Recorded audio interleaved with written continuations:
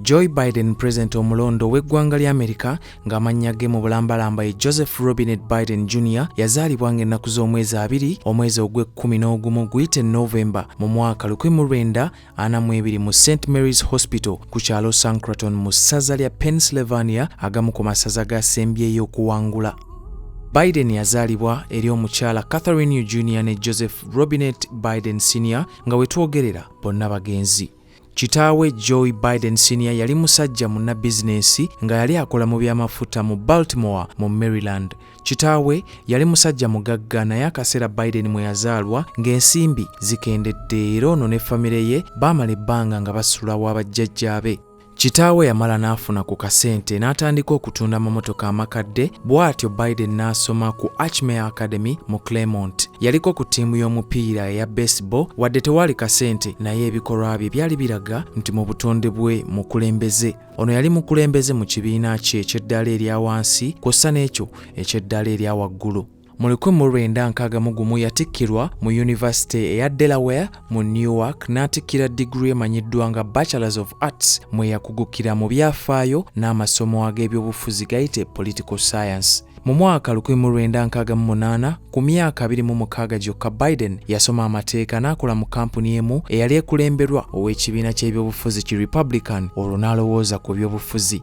Mu mwaka 1969 Biden yafuuka munnamateeka awolereza abo abatalina nsimbi muyite public lawyer era nga kampuni eno yali ekulemberwa mu DP Biden olwo ayingira DP.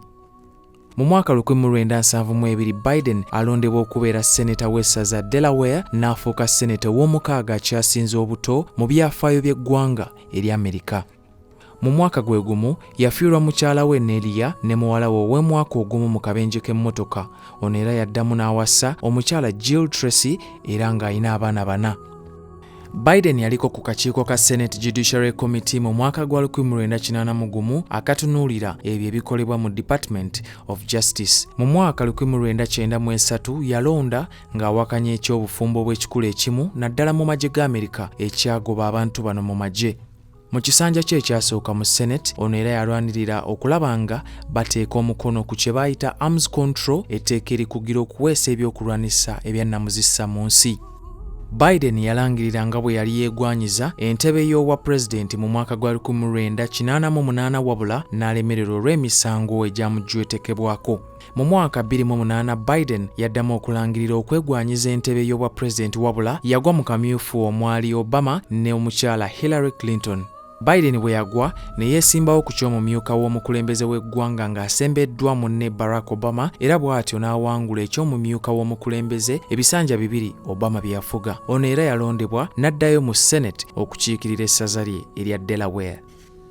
Omwami ono Joe Biden azze avumirira kw'ossa n'okuleeta ebiteeso mu Senate ebirwanira eddembe ly'obuntu okusingira ddala abakyala okuli Violence Against Women Act erya 2013 ekyaviirako n'okugonjebwawo kw'ebitongole okuli White House Council on Women and Girls okulwanirira eddembe ly'abaana abawala kw'ossa n'abakyala. Joe Biden azze alwanirira obutonde bw'ensi ebyobulamu era yategeeza nti singa aba alondeddwa waakumenya ekisenge Trump kye yatandika okuzimba ku nsalo yaabwe n'eggwanga erya Mexico.